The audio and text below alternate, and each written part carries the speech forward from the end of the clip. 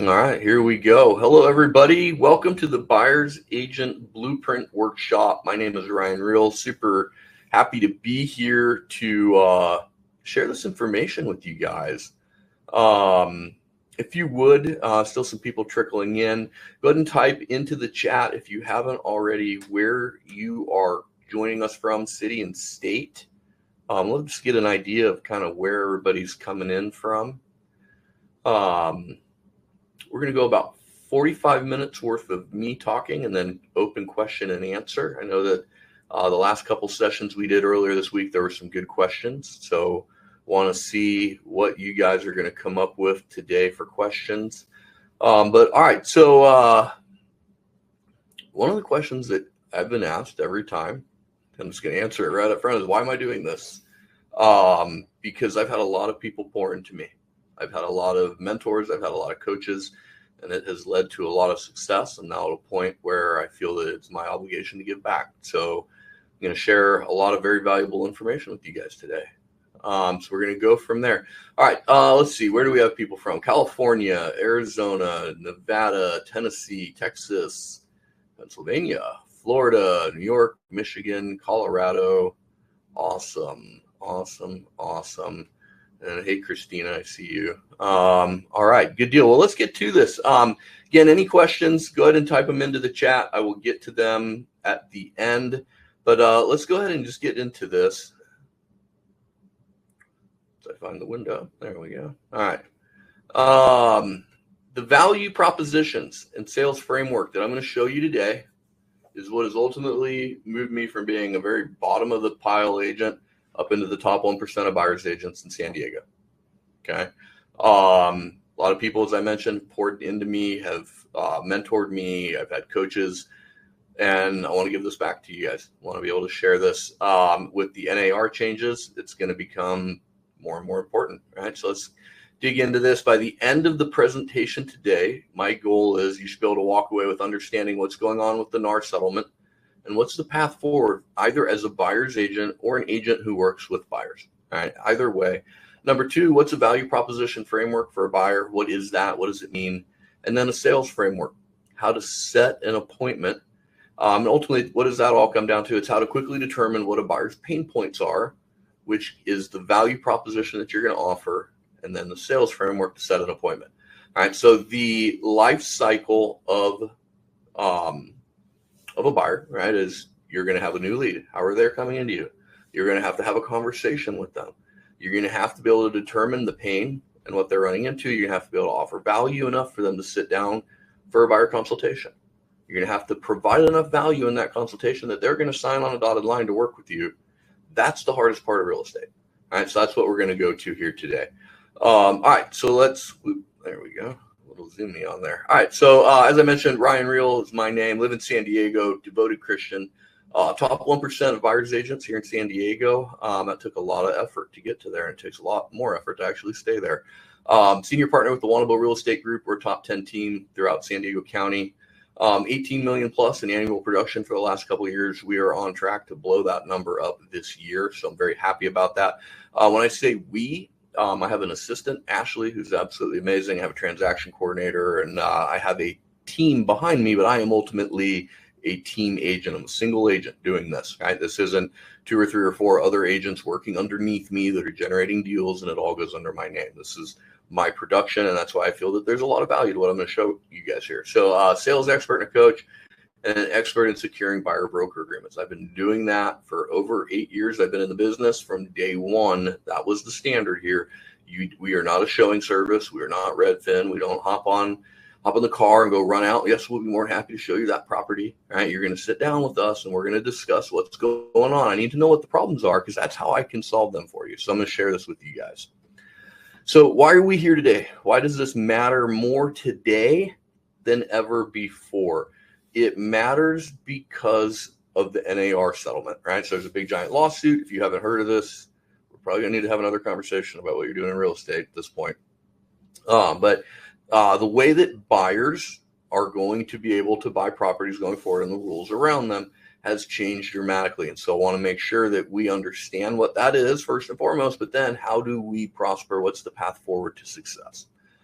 So the settlement changes. There's three big ones that are coming into play here. Number one is the buyer side commissions. They're no longer advertised in the MLS as of August 17th. So that's less than a month away at this point. We are under a month.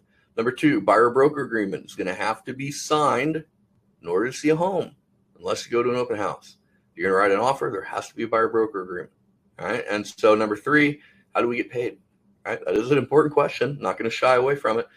So let's dig into these. Let's go through these real quick just so we all understand. Buyer agent commissions can no longer be advertised in the MLS. What does that actually mean? It means that the buyer agent commission data is going to be gone forever. We will not be able to look and see what's the normal commission in this area. What are our competitors offering? What percentage of these guys are paying a full commission? What's paying a partial commission? What's paying zero commission? We're not going to have this data. We will have historical data, but we will not know going forward. And this is one of the bigger changes that the DOJ is wanting to have happen. So the historical data, that's all we're left with. That's it. All right, we're going to go through that in a minute, at least as it pertains to San Diego. Can be advertised everywhere else. I can put it on my website. I can tell an agent, I can call an agent and ask them, hey, what are you offering for a buyer side commission? It might even be in the concessions. Still a little to be determined on whether we can use that word or not. Or we can put it on, or someone could put it on a third party website, maybe Zillow, something like that just can't go in the MLS. All right. The last one, and this is the most important one for us as agents, as professionals, the MLS and the local board, that's who enforces that contractual agreement, the listing agreement, where the seller pays the cooperating buyer broker percentage. That's the buyer commission.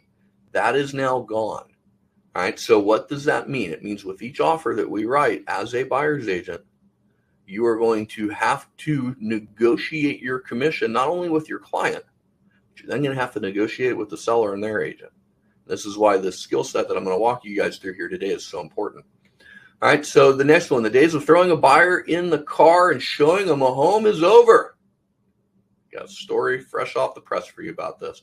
Buyers are now going to have to interview an agent. And they're going to have to sign an exclusive agreement, whether that be just to see a home, whether that to be able to see all the homes in an area, whether that is to write an offer. That buyer broker agreement is going to be there. All right, we are going to have some buyers who are just going to do what some buyers do, and they're going to have 97 different exclusive agreements with 97 different agents on 97 different properties, and God bless them. They're going to do that, and they're going to have to keep that straight. That's going to make a little more work on our end. The next one, buyer's agents will now be interviewed by a buyer for the job. You're going to have to offer value to a buyer during this interview process in order to be hired. The value you offer, this is the biggest takeaway right here, guys. The value you offer is directly related to the commission amount you're going to receive. If you offer a little bit of value, you're going to make a little bit of money. If you offer a lot of value, you're going to make a lot of money. And so let me tell you a story. This was late last week. I got a Realtor.com lead that came in through our system. I called that lead 10 minutes after it came in. The initial phone call, I ended up speaking with the wife. She said, we already talked to an agent. We have a showing set up on Friday. Thank you. That's not where the conversation ended. Right? I started asking questions. Who's the agent? How did you meet them? When are you going to go see it? When are you guys coming into town? All right. And so I started asking questions, a lot of questions. Within about 90 seconds to 2 minutes, I'm on speakerphone now with her and her husband. So the conversation went from, we're good, thank you, appreciate your call, they don't need me at all, to now I'm talking to both the husband and the wife. At the end of what was about a 20-minute phone call, I had set up a Zoom buyer consultation for 2 days later. They're out of area buyers. And at the end of the phone call, the wife says, hey, listen, just so you know, we're going to call that other agent and we're going to cancel the showing with them on Friday. We want to come into town and we want to have you show us the homes. That came from what I'm going to show you today. That came from asking questions. It came from determining what the issues are and offering them value. That's resulted in buyer broker agreement at 2.5%, which we are now under contract in Carmel Valley here in San Diego on a $3.6 million home. Quality of the questions directly correlates to the number of families you're going to be able to help. It correlates to your paycheck. All right, so let's keep moving. How are buyer's agents going to get paid? All right, this is very important. This is a big takeaway. Screenshot this thing, guys. All right. There is no change in any way, shape, or form to the way we're getting paid. I don't care what Instagram or Twitter or any of these other knuckleheads have to say.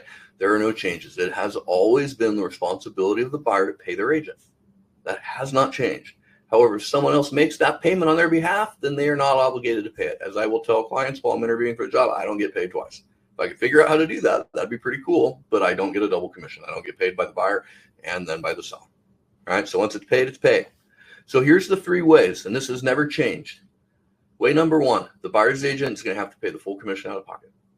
In San Diego, that's happening about 1% of the time. The second way is the seller is going to pay part and the buyer is going to pay part. That's happening about 3% of the time here in San Diego. The third way is the seller pays the full commission, 95, 96% of the time here in San Diego. That's the historical data that's going to go away. So all we're going to be able to tell them is traditionally, this is what's happened. All right, pretty straightforward. So as buyer's agents, we need to be able to understand and master these 3 things: pain points and problems, value propositions, and solutions. Because when we can do that, these 3 come together, that sweet spot in the middle, that's a buyer-broker agreement. If you can't get a buyer-broker agreement going forward, you're going to find a new job. Not trying to be mean, not trying to sugarcoat that, obviously. But you need to be able to identify pain points and problems, have value propositions that provide solutions. That will lead you to the opportunity to have a signed buyer-broker agreement. All right, so let's dig into this. But before we do, those of you, I know there's a handful of you that registered before we had put this on here. If you want, scan this QR code. Let me get that little cursor out of the way. I have 3 free gifts for you guys for coming today. The first one is the buyer showing system. This is something that I've been using for 5 or 6 years now. Makes this process very easy. We're going to show you the value proposition for this today. Second one is the features versus benefits worksheet. I'm going to show you that value proposition also. This way you have actual collateral to go ahead and use with 2 of these 5 value propositions we're going to show you today. And then also complimentary 1-month membership to the Fast Forward Movement Mastermind. These are some of the top agents across the country. These range from anybody who is doing brand new in the business, trying to figure out what the heck to do.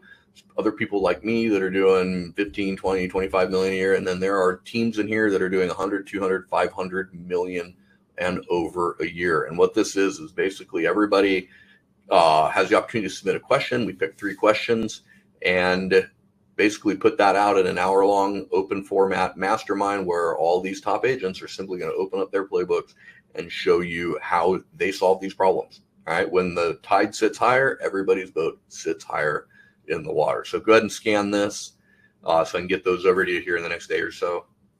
So, all right. Sales tools that you can start using today. So here's the meat and potatoes of this. Once again, your paycheck, your ability to pay your rent, to pay your mortgage, to pay your kids' tuition, to go on vacation, to have a car, buy new school clothes, whatever that is, it's directly related to the quality of the questions you ask and the value you deliver. It's that simple. All right. Sales is a brutal job. This is not easy. It takes a lot of time. It takes a lot of practice. It takes a lot of effort. It takes a skill set. This is not for everybody, but this is also why a good salesman makes a lot of money, because they have this skill set. All right. So the first one, pain points and problems. What's a pain point versus a problem? What is this? All right. So a pain point, all right, the only way we're going to discover these is by asking questions. How long have you been looking for a home? What areas are you looking for a home in? When do you need to be in a home? Do you currently own a home or are you renting? We have to get into a conversation somewhere. Pain point is usually how a buyer is going to explain what they are facing. They're going to tell you about the pain that they're feeling. It's some sort of pain, something along those lines, but it is a symptom of a larger problem. That's what we as agents need to understand. They could tell you, oh my gosh, we've seen 100 homes. Oh my gosh, we've written 7 offers and we haven't gotten one accepted. This is the pain. They're feeling the pain of this. Why are they not getting offers accepted? Why are they looking at 100 homes? All right. So from there, let's dig more into what a problem is. This is the issue the buyer's facing. That's the cause of the pain.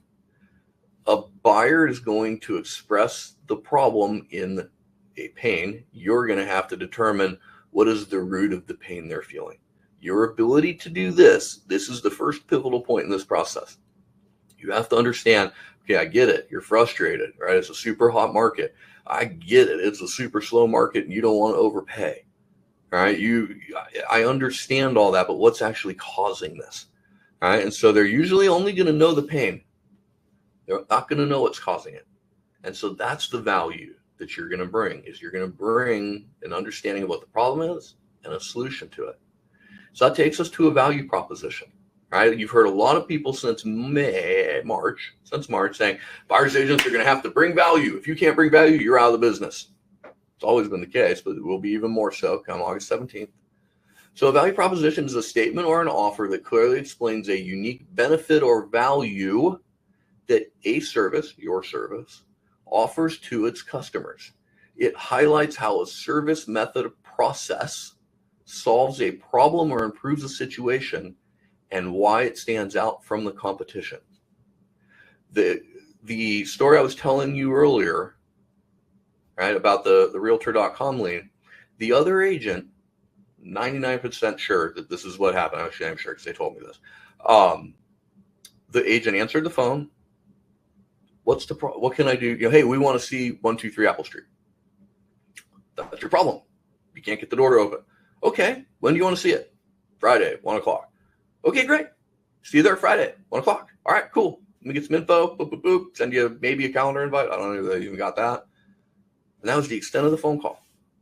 That agent did determine what the problem was. The pain was they had to get the door open. The problem was they couldn't get the door open.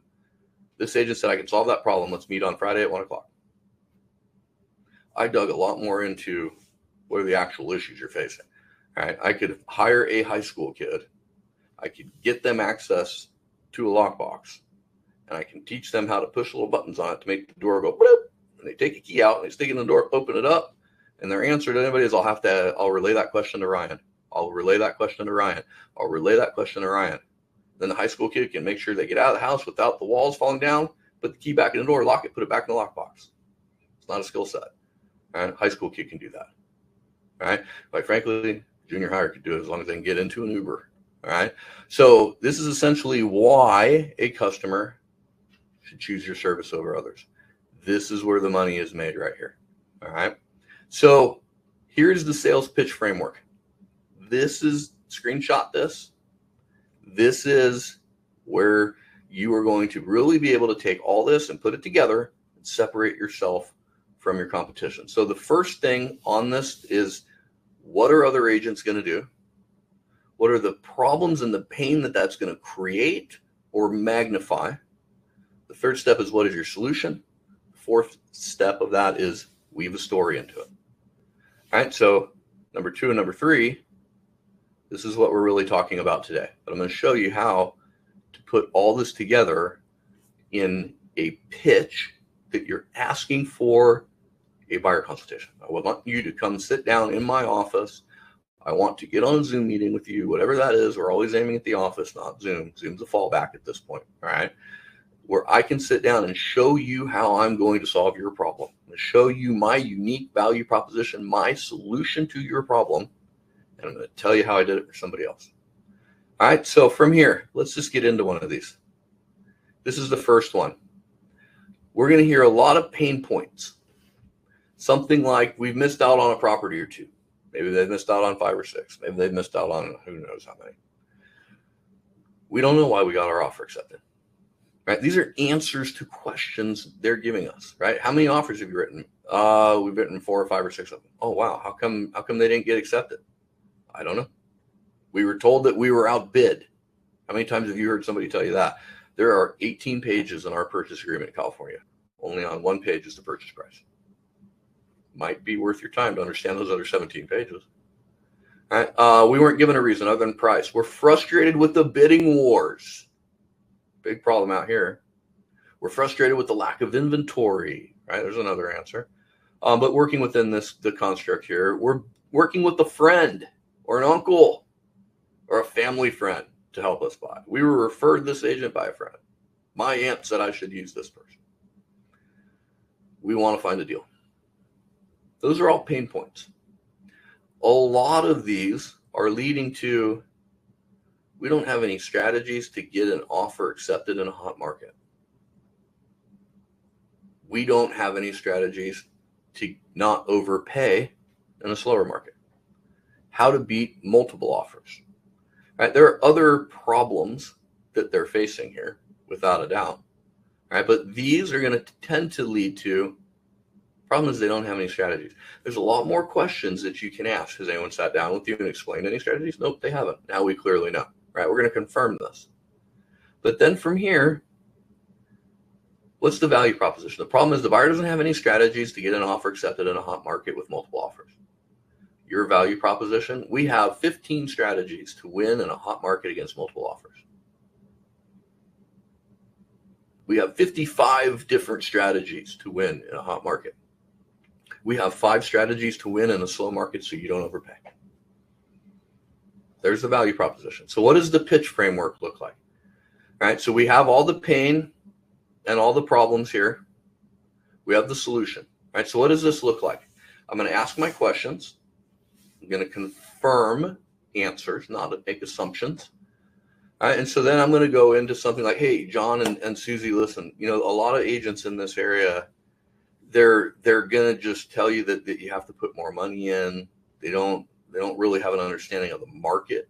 They might not understand the contract, and they don't have any strategies that are tested and proven to beat multiple offers. And that's going to lead to you guys looking at more homes, writing more offers, and not having any real understanding of why is my offer not getting accepted? What do I need to change to get my offer accepted? But we do things differently here. We have 55 different strategies that I use with all of my buyer clients that are beating multiple offers. In fact, I've never had to write more than 3 offers for a buyer without getting it accepted. I had some clients, John and Susie, who they came to me after writing, I think it was 3 or 4 offers with another agent. They just couldn't get an offer accepted. They had no explanation other than we just keep losing in price. They didn't even know how much they were losing by. And so I was able to sit down with them and show them these 55 different strategies. They agreed, hey, you know what? This sounds a lot more organized, a lot more professional than the other agent we're using. Let's go ahead and give this a shot. Signed buyer broker agreement, wrote 1 offer into escrow. They're living in their dream house. Would you find value out of sitting down and going over those strategies? There's your pitch. Super simple. 4-step process. Let's do another one. Here's some pain points. We've looked at a lot of homes and we can't find one that we like. Oh, wow. How many have you seen? Right? I got to keep digging in. Don't just take an answer and move on. Dig in. Go 3 layers deep on questions. We've looked at every single 4-bed, 3-bath home in this area and we haven't found one we like. Okay. We see all kinds of homes. We just don't see one that matches our needs. Okay. Our agent keeps sending us homes, but they don't work for us. They're not matching what we need. We disagree on how good a home is. My wife really likes one, but I don't like it. And the ones I really like, she doesn't like. There aren't enough filters in our home searches. We're seeing too many properties. All right, so the problem is a lot of buyers, they don't know the differences between features and benefits of a home. 4-bed, 3-bath, 2,000 square feet. Those are features. Right? My 6.5-year-old daughter could, with the proper coaching, get onto Zillow and set up a home search for you. Super simple. Can she scrub properties for you? Nope. Can't do that. Most agents don't have the ability to preview or scrub homes for their clients because they don't know exactly what they're looking for. You're looking for a 4-bed, 3-bath. You're looking for a 4-bed, 3-bath, and we have to have a full bedroom and bathroom downstairs. Got it. All right. No problem. What happens if there's 130 of those available in your area, right? The agent doesn't have a strong understanding of their needs. Why is that bedroom, bathroom downstairs important? Right? They don't understand the lifestyle or the benefits that client needs, right? That's why they're buying a house. What is the lifestyle they're wanting to step into? What are the benefits of living in this house, of buying this house? All right, so what are we looking at here? Buyer doesn't have a clear understanding of the difference between features and benefits of a home. That's what that boils down to. So the value proposition, the features versus benefits analysis. All right, so what does this look like? Hey, John and Susie, a lot of agents are just going to want to understand the basics of bedrooms, bathrooms, square footage, maybe a size of a yard. You want a pool, right? We need to be in this school district. Right? And when that's the extent of what they understand of what's important to you, it leads to you looking at every single 4-bed, 3-bath home in the county. It leads you to expanding areas, contracting areas, changing areas, looking at different price points all of a sudden.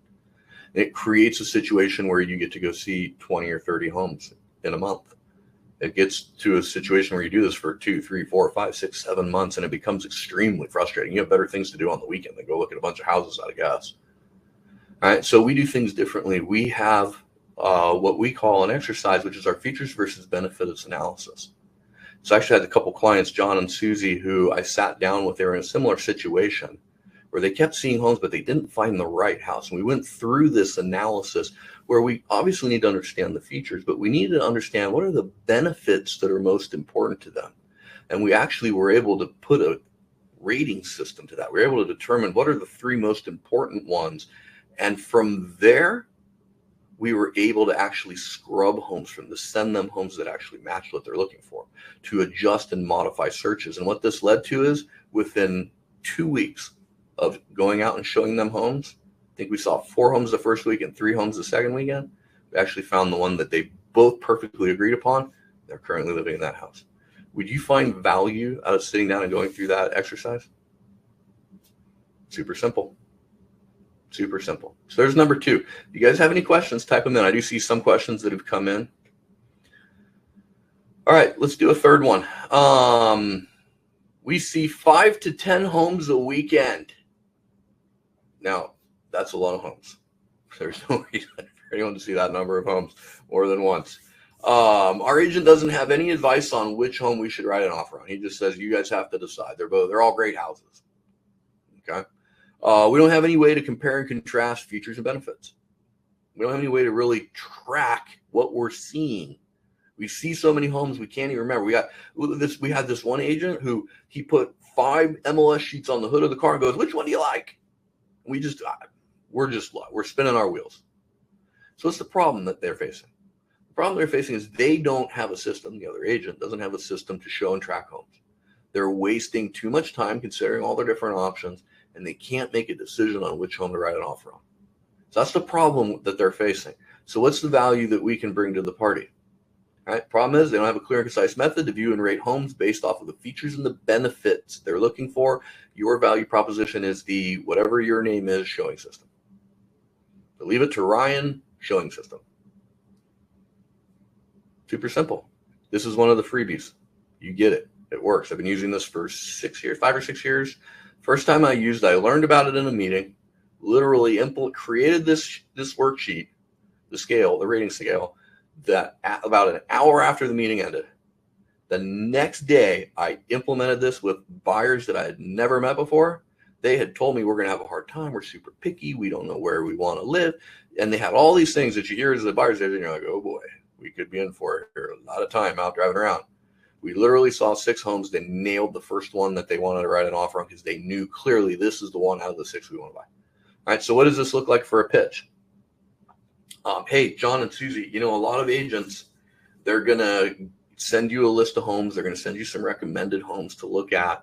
You're going to have 4, 6, or 8 homes, on a day to go look at. And they're going to drive around. They're going to buy you some coffee and maybe stop and get lunch. And they're going to be super nice. And they're going to put their little key in the lockbox. And it's going to pop open. And they're going to open the doors for you.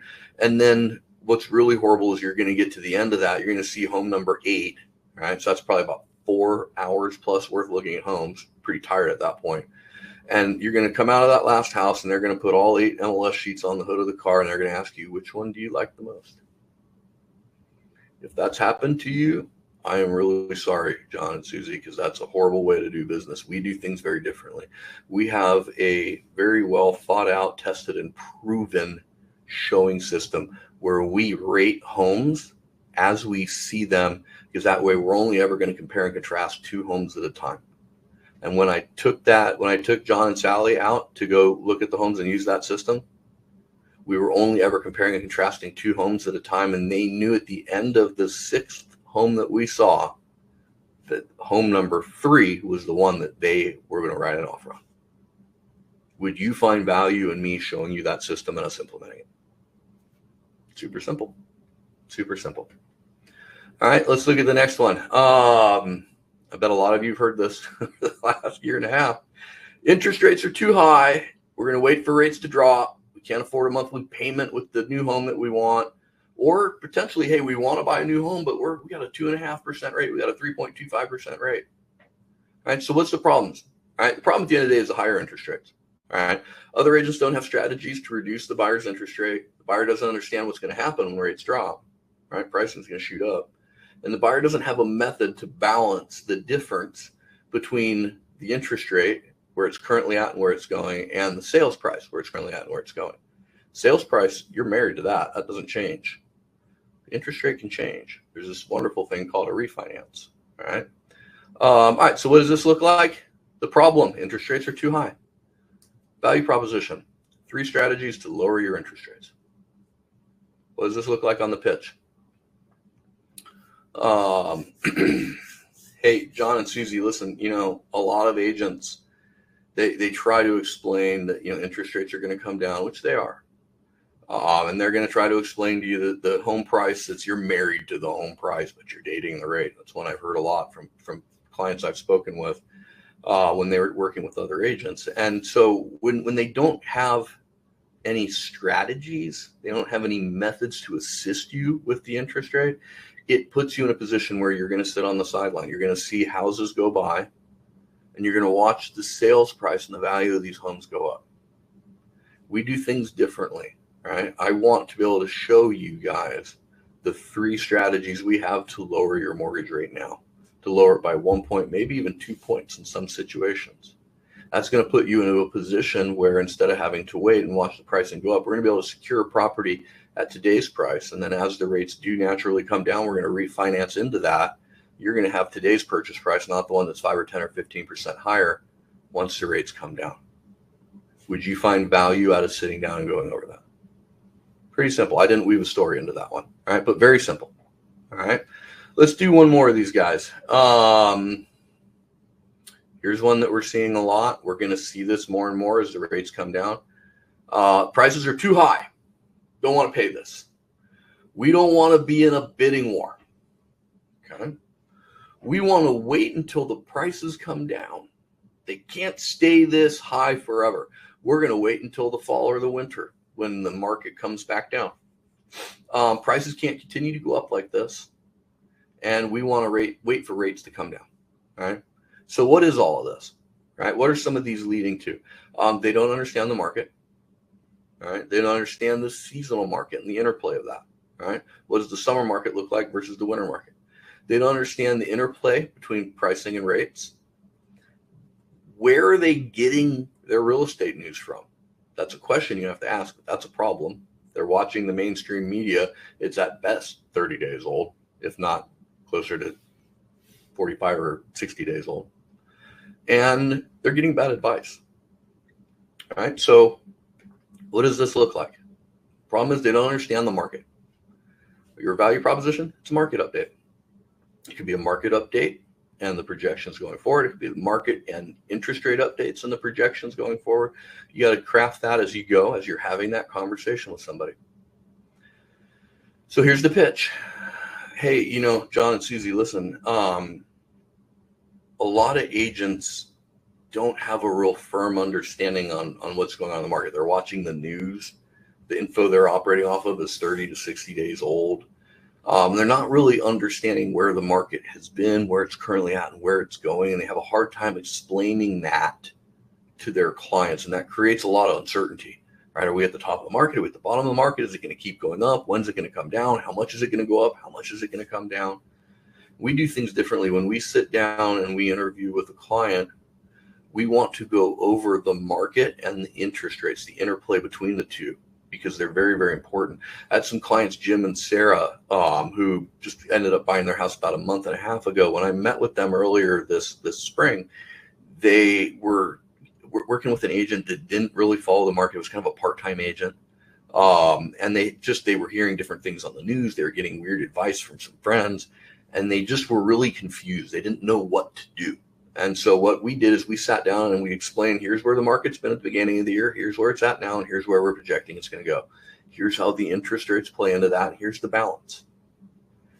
Does that make sense? Their answer at the end of the day was, oh my God, thank you. We now clearly understand what the heck's going on. And then the rest of the consultation moved forward from there. All right. So there's your pitch for this. Super straightforward. All right. So there's 5. There's 5 value propositions. Right? Those are some of the most common ones that we're seeing. The market update was one of the value propositions I offered the Realtor.com lead. Right? Here's the reality of this, guys. If you don't evolve and if you don't grow your skill set, you're going to go extinct. This is the equivalent of Blockbuster and Netflix. Right? Prior to August 17th, we live in a Blockbuster world, right? For those of you old enough to remember Blockbuster, right? You drive down to the movie store, it's a big thing, Friday night, right? You had to search through the DVDs or the actual VHS cassettes. If you remember what a VHS cassette is, type that into the chat, right? So this is a whole big thing. You'd rent a movie or two, you'd go home, you'd watch them for the weekend. You got them for the weekend. You had to rewind them. Didn't have to do that with DVDs. And take them back on Monday. And all of a sudden Netflix shows up and they're like, hey, we'll mail this to you. You don't have to go to the store anymore. Now it's changed to I can literally jump on one of however many different services and download a movie, play it right off my phone, right off my iPad, my TV. Right? My kids even know how to do this, which is moderately scary. And so what happened is Blockbuster had a chance to evolve. Blockbuster had a chance to change the way they did things, but they didn't. Now Blockbuster still exists in name. I think there's still one Blockbuster store somewhere. I think it's in Oregon or Washington. But look at Netflix. Look at Apple TV. Look at Amazon. Look at Apple. Right? They evolved. They grew their skill set.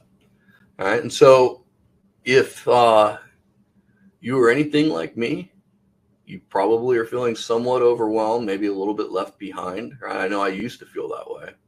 I know I felt that way when I first got into the business. I know I felt this way before I understood the system that I laid out for you guys. Right? I want you to imagine what would happen if there was a program where I could show you all 28 value propositions with the pain points, the pain, the problems, and the pitch. That's what the Buyer's Blueprint Academy is. It's a new program that we created. It's over 8 hours of live instructions going through all 28 value propositions, how to pitch them, and how to set an appointment. We're going to give you all the information you need. 4+ hours worth of office hours to answer whatever questions it is that you have. And we're going to back this up with the systems and the handouts so that when you are at the buyer consultation, you have the value to deliver to people. Having a list of value propositions isn't going to solve all your problems. I could give you all 28 today. I'm not going to, but I could give you all 28 of them, and it's going to solve some of your problems. But if you don't understand the pain and the problems that are associated with them, and you don't have a firm and repeatable method to pitch your solution, you're going to be in trouble. If you have all of that, you will separate yourself from the competition. So today I gave you 5 worms. You can use those worms. Some of them are repeatable without a doubt, right? But you got to find the right buyer to use them on. These don't work on every single buyer, right? Market conditions, that could be a reasonable one. Interest rates is not going to be much of an issue towards the end of this year going into next. Looks like we're firmly going to have a rate cut in September. All right, so as rates start coming down, things are going to start blowing up. So instead of having a fishing pole, instead of having the ability to go catch a single fish, I want to provide you with a big giant net so you can catch all the buyers, not just the ones who need a showing system, not just the one who needs a rating system, not just the one who really can't afford it, but you can bring their interest rates down. But maybe here's off-market properties, here's a team agent, here's understanding the first-time buying process, here's understanding cap rate, here's understanding the benefits of renting versus owning. That's the value. All right, so this is a very important slide. This is a very, very important slide right here. This is the innovation adoption life cycle. So a bell curve, for those of you that didn't know that. 2.5% of the realtors out there are innovators. These are the people that have created these systems. They're the ones who are using these systems and implementing these systems. It's about 2.5% of the agents that are out there right now. There's going to be another 13.5% who are going to be early adopters. These are going to be the people that are working on this right now. These are going to be the people who are learning this right now, who are going to be able to start implementing this today, next week, on August 17th, on September 1st, right? Those are the people who are going to have the most success. This 15%, these are your top agents, hands down. These are the people that are going to win. These are the people that are going to hand keys to buyers. They're going to be able to help a family have security with housing. No landlord is going to be able to take their house away from them. We're going to have another 34%. This is going to be the early majority. These are going to be people that are going to get a month or two into this. So September, October, maybe even into January. They're going to be like, oh, geez. I need to figure out how to sit down and deliver some value to people at a consultation. I need to actually figure out how to set a consultation. Other than I'll open the door and I hope I have a good conversation with them in the car or while we're walking through a house. All right, so this 50%, these are the people that are going to succeed. These are the people that are going to succeed. This 34%, these are the people who are going to wait until 2025 to try to even realize they have a problem and try to figure this out. And then we have the last 16%. These people will be out of the business by the middle of next year, completely out of the business. A lot of projections from experts is that we will probably lose over the next 2 to 3 years. We will probably lose 50% of the agents that are out there. They're just simply not going to be able to do the job. This is your 50%. The late majority and the laggards. They're probably the people who, when we're having a conversation in 2026, these people aren't going to be in the conversation. They're going to be out of the business. They're going to be doing something else. So you have to ask yourself a question, where do you want to be on this? Where do you want to be? You have an opportunity here to be an early adopter. You have that opportunity. Hey, it's Ryan with the Agent Blueprint Academy. If you like this video, I have great news for you. This was the original workshop we did, and we realized that this just isn't enough information to get to you, to get to a buyer's agent, to make sure you guys can stay in the business and thrive with these new NAR rules. So we actually created Workshop 2.0, where some of it is what you saw here, pain and problems and value propositions, but we also broke down everything else, from going from a new lead to a set consultation, all the way through, and then again from consultation to getting the signed buyer broker agreement. So if you scan that QR code, it's going to take you to a registration page. If you want to see the Buyer's Agent Blueprint Workshop 2.0, it's absolutely free. Register. Look forward to seeing you soon.